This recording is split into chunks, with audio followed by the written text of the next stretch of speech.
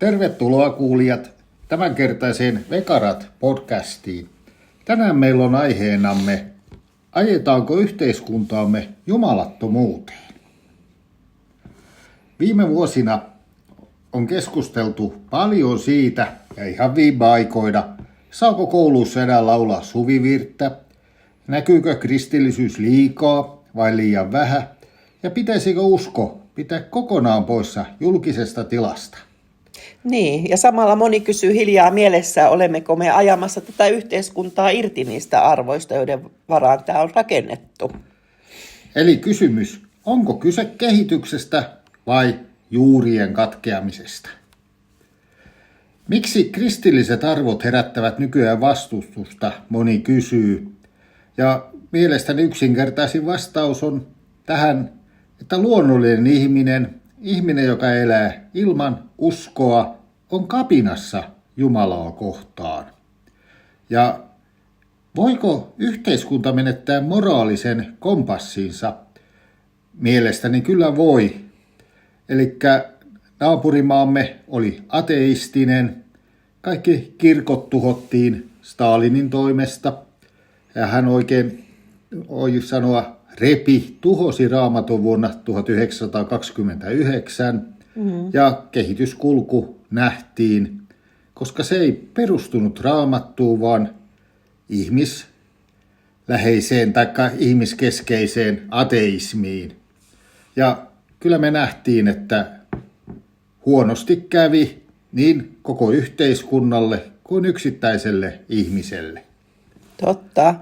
Ja olipa sitten millainen henkilökohtainen usko tahansa, niin yksi asia on ainakin historiallisesti totta, että Suomen lait ja koulutus ja kaikki tämä hoitotyö, ihmisarvoajattelu ja heikommista huolehtiminen, niin kyllä se nousee pitkälti kristillisestä maailmankuvasta. Sananlaskuissa sanotaan 14.34, että vanhurskaus kansan korottaa, mutta synti on kansakuntien häpeä. Ajatus jokaisen ihmisen arvosta ei syntynyt tyhjästä. Se nousi siitä, että ihminen nähtiin Jumalan kuvaksi luotuna. Ja jos me nähdään näin, niin voimme kysyä, että mitä tapahtuu, jos meiltä moraalipohja katoaa?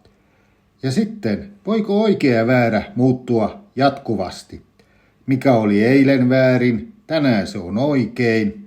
Onko tällainen muutos mahdollista? Ja hyvä kysymys, miksi kaikki rajat koetaan nykyisin ahdistavina? Niin, aivan kun ajattelee, että Jumala haluaa suojella elämää ja on hyvää ihmiskuntaa kohtaan. Ja kyllä se on nähty, että kun Jumala poistetaan, niin tilalle tulee aina jokin muu ideologia. Kyllä, ja muistetaan se, että rajat, ne luo turvallisuutta. Kun on tietyt rajat, jossa toimitaan, eletään, niin se luo turvallisuutta. Mielestäni niitä ei pitäisi kokea ahdistavina. Nykyään puhutaan paljon vapaudesta. Mutta onko kaikki vapaus todella ihmiselle sitten hyväksi? Jesajan kirjassa sanotaan sen luvussa 5.20, että voi niitä, jotka sanovat pahaa hyväksi ja hyvää pahaksi. Toden totta, että näin tuntuu joskus, että kaikki käännetään päälailleen, kaikki pitää hyväksyä ja totuus on suhteellista. Ajatellaan, että okei, minä voin venyttää totuutta ja kaiken kyseenalaistaminen. Kristinusko kyseenalaistetaan ja sitten on vielä tämmöinen, että ihmiset eivät häpeä mitään. Häpeän katoaminen. Kaikki on hyväksyttyä. Niin voidaan ajatella näin, että ennen yhteiskunta kysyi, mikä on oikein, mutta nyt kysytään, mikä tuntuu hyvältä. Aivan, se näkyy kyllä monessa ja kuitenkin samalla ihmisten pahoinvointi lisääntyy ja erityisesti nuorten keskellä. On paljon yksinäisyyttä, on mielenterveysongelmia. Sitten monet kokee semmoista merkityksettömyyttä elämässä ja juurettomuus on lisääntynyt ihan hirveän valtavasti. Nykyisin tuntuu aika usein, että kristillisyys nähdään nykyään ongelmana. Mutta minun tekisi kyllä mieli sanoa, että kristillisyys ei ole ongelma, se on ennemmin ratkaisu. Aivan. Ja kyllähän sekin on nähtävistä. Samaan aikaan, kun on tätä pahoinvointia, niin ihmiset etsii sitä hengellisyyttä enemmän kuin pitkään aikaa. Mutta miksi sitten halutaan risti pois näkyvistä? Miksi näitä meidän kristillisiä arvoja pidetään niin vanha-aikaisina, niin se herättää niin kuin mietintää. Ja onko sitten ihan oikeasti, että onko kyse sellaisesta hengellisestä taistelusta, mistä Raamattukin puhuu. Luepas Vesa sieltä 2. Timoteus se 3. luku ja jakeet 1-5. Siinä hyvin kerrotaan.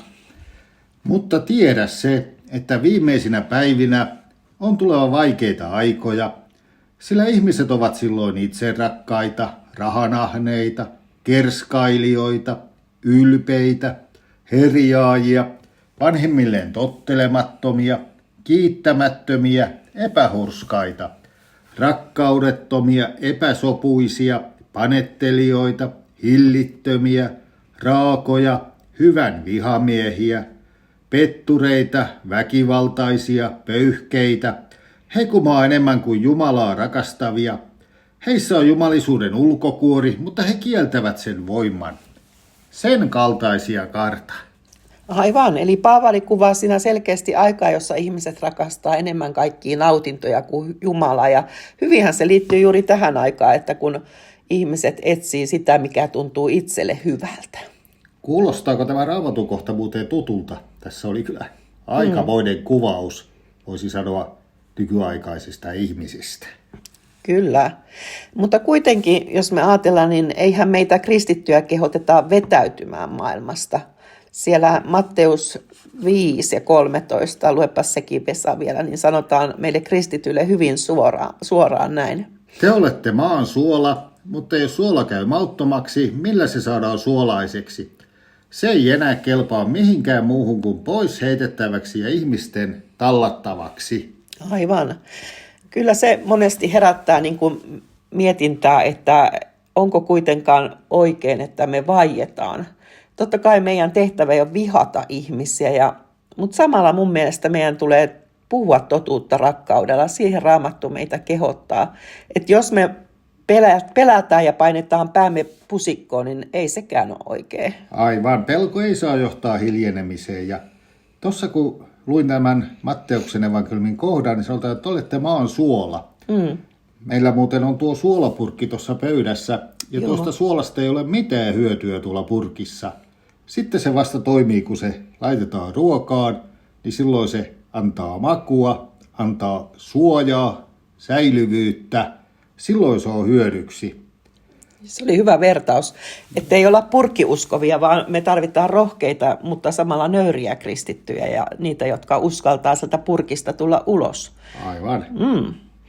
No, mitäs sitten? Onko meillä vielä Vesa toivoa? Kyllä meillä on toivoa, että kun valo vaikenee, pimeys lisääntyy itsestään, mutta toisaalta, kun meillä on pimeä huone, valoisa huone ja avataan se ovi, niin se valo menee sinne pimeän puolelle, eikä sieltä tule mustaa pimeyttä valon puolelle. Kyllä lopulta aina valo voittaa pimeyden. Niin, ja Jumala on usein historiankin aikana toiminut juuri pimeimpinä aikoina. Mikäs Raamatun kohta oli se 2. aikakirja 7.14? Sekin on hyvä tähän kohtiin. 7 ja 14 se löytyy tuosta. Mutta minun kansani, joka on otettu minun nimiini, nöyrtyy, ja he rukoilevat, etsivät minun kasvojani ja palaivat pahoilta teiltänsä, niin minä kuulen taivaasta ja annan anteeksi heidän syntinsä ja tein heidän maansa jälleen terveeksi.